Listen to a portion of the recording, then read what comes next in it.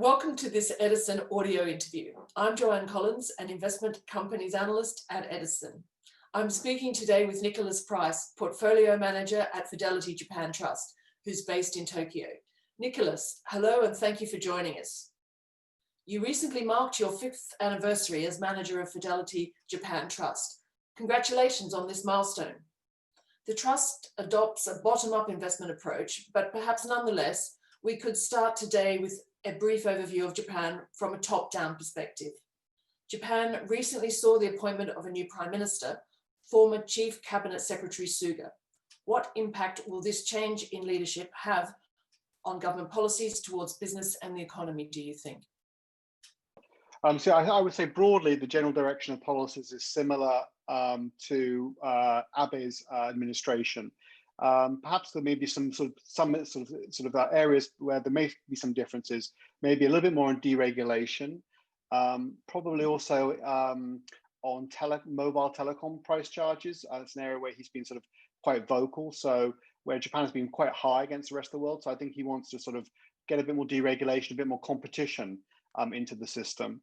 And then I think also a little bit more on digitalization. Well, obviously with the pandemic, that was a trend that was already occurring. And now I think they were talking about creating a digital ministry, etc. So I think it's definitely an area where companies and the government will be working quite closely together to sort of, digitalize a lot more of Japan.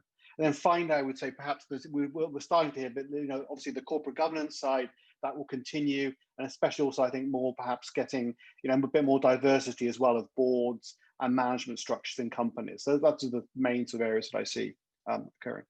I guess the other big theme at the moment is, of course, the coronavirus pandemic. How's Japan coping with the pandemic, and what notable developments have you observed in Japanese business practices, government policy, and society as a result of the coronavirus crisis?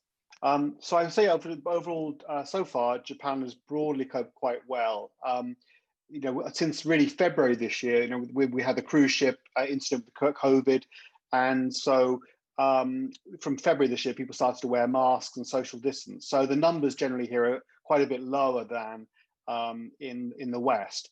In terms of sort of what has COVID stimulated in terms of sort of corporate change, I think one would be, as I mentioned, companies are seriously spending on digital transformation initiatives. We even see in the most recent Tankan survey that people are spending more on software investment because they need to sort of transform their businesses so they can perhaps do more sort of digital stuff, also on work from home, etc.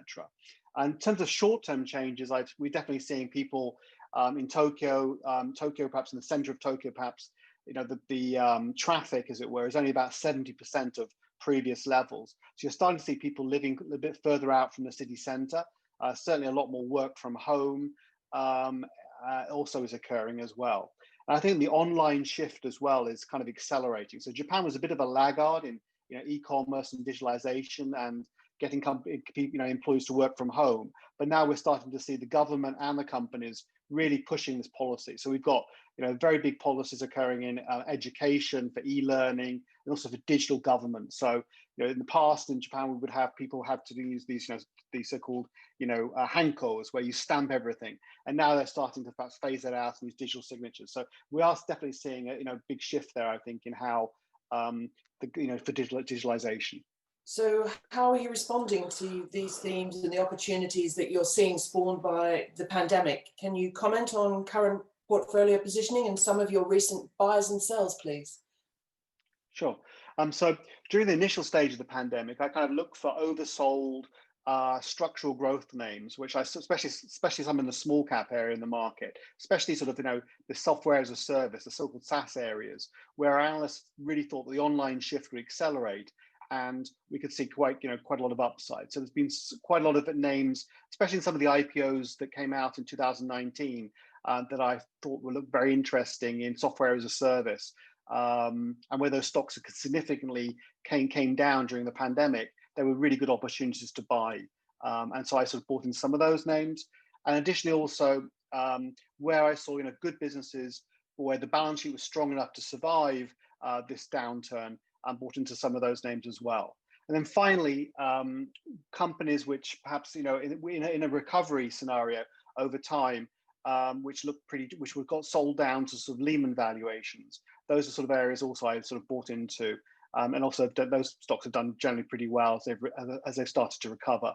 The sales have mainly been sort of profit taking in some of the tech names that did really well, especially some of the SPE names in this period of time. So it was mainly sort of perhaps taking a bit of profit out of some of the hardware and tech and putting it a bit more into software, where I saw, the digitalization change in Japan could really, help multiples in especially some of those SaaS areas of the market. Are there any particular holdings that you'd like to mention? Anything that's interesting you at the moment, exciting you particularly? Well, I would just mention that being on the ground here and sort of seeing so many sort of pre and IPO names has introduced us some really unique business models, and some of those names are obviously listed entities, but also we also are able to invest in pre-IPO names as well. So one of the names in the portfolio which I own is called Coca-Cola, which is a pre-IPO right now. It's held in the trust, and it's a C2C online skills platform, and they've seen enormous growth with COVID as people are sort of doing second jobs and working from home. So that sort of company is an area which I think in the midterm will sort of benefit considerably. Over the 5 years of your tenure as manager of Fidelity Japan Trust, performance has been very good. The trust has delivered impressive absolute returns, not just over the last 6 months, which have been particularly challenging for most managers, but also over 1, 3, and 5 years to the end of August 2020. Over the past 5 years, you've also outperformed your benchmark, all of your peers on the AIC Japan sector, and all but one of the trusts in the AIC Japan smaller companies sector. Your trust has also significantly outperformed the UK market on your watch. To what do you ascribe this success in general terms, and what have been the main contributors and detractors from performance in terms of stock and sector selection? Well, I think having a team on the ground here, doing bottom-up research and integrating that and linking it with both our Asian and London research and global research has been really sort of useful in sort of creating lots of new ideas. And then I think having being on the ground and being able to look at IPOs, new business models coming out, and also lots of pre-IPOs as well, that means that I'm able sort of to get a really good hand on new trends occurring in the economy. Now, I myself do about 350 company visits a year, and the team does even more than that. So we have a lot of ideas to siphon out the really best ones for the trust. And I think also when we find the strong ideas that we have conviction in, we do make decent sized bets for the trust, so we can achieve good returns for the investors in the trust. Turning to sort of the main contributors and detractors over the period of time. Some of these sort of bigger names actually in the last year or so have been Just Systems, which is an educational software company. Olympus Corporation, which you probably know, which is a #1 globally in endoscopes and has very strong technology and market share in that segment. In contrast, the weaker performers have been Aon Financial Services, which is a consumer finance business, and that company had slower growth over the period, and so was a detractor. Broadly speaking, stock selection has been really what has driven the performance of the trust over this 5-year period. The trust use of gearing has been climbing steadily over the past year or so, from 14% in the middle of 2019 to 26% at the end of August this year. This is higher than most of your peers, where the average gearing stands at around 10%. Can you comment on the trust's increasing use of gearing and whether you're planning to take the gearing any higher? Yeah, the trust sort of gearing, we increased the gearing considerably during the sort of COVID crisis in sort of March this year, as there was a lot of opportunities for stocks that were oversold and were looking quite cheap against their sort of longer term growth prospects. I would anticipate that the gearing probably will not increase from here, and as stocks start to approach target prices, perhaps some of that gearing might come down over time. It's been 5 years that you've been managing this trust. What challenges has the portfolio faced during that time, and what challenges do you see ahead? So I would say there's probably been sort of two sort of major um, challenge periods. One was after the US elections in 2016, when we had a very abrupt shift in sort of the value market. And then also after, obviously in COVID in 2020, in February, March, were also quite challenging periods as the market moved, especially very temporarily at least, but moved temporarily away from small growth stocks in those episodes. And those obviously were generally buying opportunities as long as the fundamentals coming back for the names.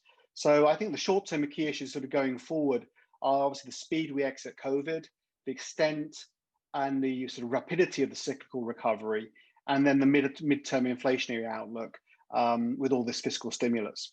But I think the trust long-term alpha will be mostly driven by the bottom-up stock picking that we're doing by identifying ahead of most investors the next sort of kind of great growth companies in Japan.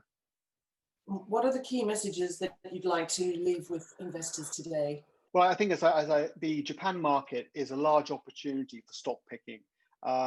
It's 3,500 listed companies. Probably 1/3 of those companies are not well covered, especially in the mid-cap areas. And so being on the ground here, at Fidelity, we've been on the ground here for more than 50 years. It's our oldest office with very good company contacts. And so having the analysts on the ground and myself also turning over those stones to find the new ideas means I think we can still generate very good returns for investors. And I think it's always very important to not confuse the market, the stock market, with the economy.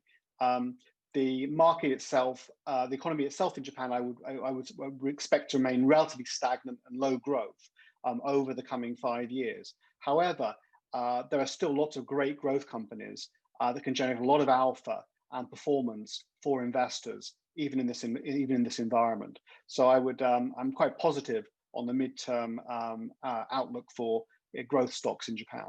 And finally, on a more personal note, if you will allow me, when you're not doing your day job and thinking about Japanese companies and markets, what do you enjoy doing? Well, I say swimming. I try to swim most days, as I find it's the one sport I can sort of really take your mind off things and just count the lengths out as you swim them and do the lengths in the pool. So I enjoy swimming as the kind of like the sort of biggest sort of easiest way to relax and also keep fit each day. So Nicholas, thank you very much for your time. I'm Joanne Collins. Thank you for listening to this Edison audio interview.